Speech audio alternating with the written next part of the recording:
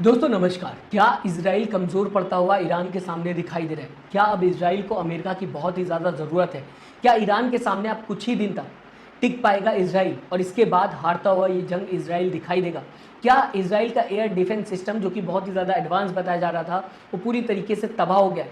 कई सवाल खड़े होते हुए नजर आते हैं। आज तक का ये ट्वीट जब सामने आता है जहां पर अमेरिकी मीडिया के रिपोर्ट के आधार पर आज तक ने ये ट्वीट किया है जिसमें बताने की कोशिश की जा रही है कि अब इजराइल के पास सिर्फ 10 से 12 दिन का मिसाइल स्टॉक बचा हुआ है।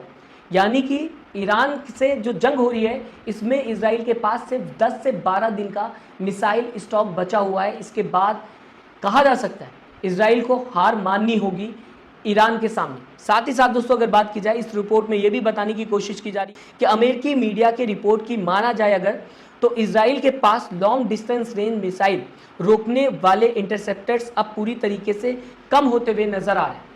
यानी कि जो इंटरसेप्टर्स लॉन्ग रेंज की मिसाइल को रोकते थे, उन्हें तबाह करते थे, वो कम होते हुए इजराइल के पास नजर आ रहे हैं। ये भी दावा किया गया है। साथ ही साथ दोस्तों अगर बात की जाए अमेरिकी रिपोर्ट में यह भी दावा किया गया है कि अगर ईरान ऐसे ही हमला करता रहा तो इजराइल को ये डिसाइड करना पड़ेगा आने वाले वक्त में कि ईरान की किस मिसाइल को रोका जाए, किस मिसाइल को इंटरसेप्ट किया जाए, किस मिसाइल को नहीं किया जाए। हर एक मिसाइल जो कि ईरान की तरफ से आ रही है, जो कि अटैक होता हुआ ईरान की तरफ से दिखाई दे रहा है, उसे रोक नहीं पाएगा इजराइल आने वाले वक्त में। इतना कम स्टॉक इजराइल के पास बचा हुआ है। साथ ही साथ सिर्फ 10 से 12 दिन का स्टॉक इजराइल के पास बचा हुआ है, दावा किया गया। ऐसे में अमेरिका से अगर मदद नहीं मिलती है तो कहा जा सकता है ये युद्ध, ये वॉर जो इजराइल ईरान के खिलाफ लड़ता हुआ दिखाई दे रहा है, इसमें इजराइल हारता हुआ दिखाई देगा। साथ ही साथ डिफेंस सिस्टम कंटिन्यू रखना मुश्किल हो जाएगा अपना इजराइल को। वही डिफेंस सिस्टम जिसे दुनिया का सबसे एडवांस डिफेंस सिस्टम बताता है इजराइल, उसे कंटिन्यू रखना, मेंटेन रखना इजराइल के लिए बहुत ही ज़्यादा मुश्किल हो जाएगा अगर अमेरिका अब मदद नहीं करता इस वॉर में इजराइल। तो कहा जा सकता है पूरी तरीके से इजराइल अमेरिका के दम पर अब ये वॉर लड़ेगा।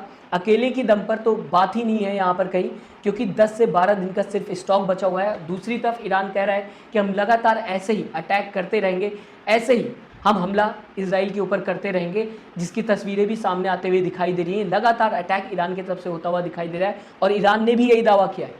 ईरान भी यही बात कहता हुआ नजर आ रहा है जो कि इस रिपोर्ट में दावा किया गया। ईरान ने भी माना है, ईरान भी यही बात कहता हुआ नजर आ रहा है। इजराइल के पास जो इंटरसेप्टर्स थे वो खत्म हो गए हैं। इजराइल के पास कब्जा की हुई जमीन पर अब डिफेंस सिस्टम जो था वो पूरी तरीके से हमने तबाह कर दिया।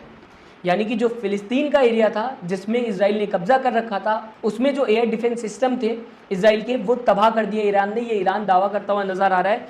और साथ ही साथ ईरान ने यह भी कहा है, ईरान की आर्मी ने यह भी कहा है कि अब कब्जा की हुई ज़मीन पर आसमान खुल गए हैं ईरान के ड्रोन्स के लिए, ईरान की मिसाइल्स के लिए।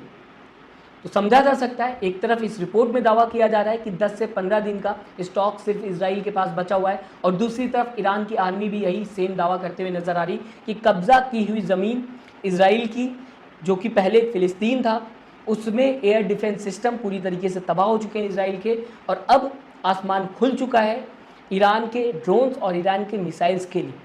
और ऐसे ही ईरान हमला करता रहेगा, ये भी कहता हुआ ईरान नज़र आ रहा है। फिलहाल दोस्तों मैं चाहूँगा इस रिपोर्ट को आप किस तरीके से देखते हैं जो कि अमेरिकी मीडिया ने तैयार की कि अब इजराइल के पास ज़्यादा दिन नहीं बचे हुए हैं। अगर अमेरिका ने मदद नहीं की तो इजराइल ये युद्ध हारता हुआ दिखाई देगा। अपनी राय कमेंट बॉक्स में ज़रूर दीजिएगा इस रिपोर्ट को लेकर। साथ ही साथ सब्सक्राइब और लाइक दोनों ही बटन को दोस्तों दबाना मत भूलिएगा। अगर आप फेसबुक पर देख रहे हैं इस वीडियो को तो इस पेज को लाइक करना मत भूलिएगा। अपना ख्याल रखिएगा। नमस्कार।